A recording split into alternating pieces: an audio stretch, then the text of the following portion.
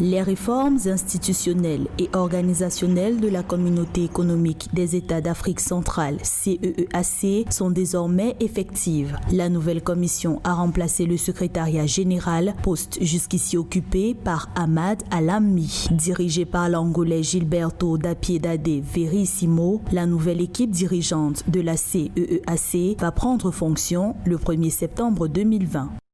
La commission de la CEEAC est chargée de l'animation de l'intégration régionale dans sa phase ascendante et dans sa phase descendante. C'est-à-dire quoi?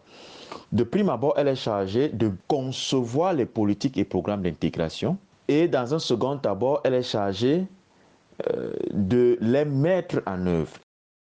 Les travaux de la CEEAC ont aussi porté sur la définition des termes du marché commun. Le développement de cette plateforme réunissant les 11 États membres a été confié au Rwanda. Notons que la CEEAC représente un marché économique de 130 millions de consommateurs.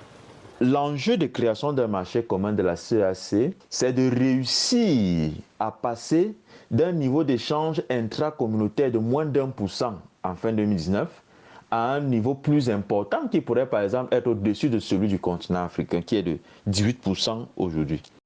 Le 17e sommet ordinaire des chefs d'État et de gouvernement de la Communauté économique des États d'Afrique centrale s'est tenu ce 30 juillet 2020 par visioconférence. Ce sommet a également marqué le début du mandat du président congolais Denis Sassou Nguesso à la tête de l'organisation sous-régionale. Il succède à son homologue gabonais Ali Bongo Ondimba.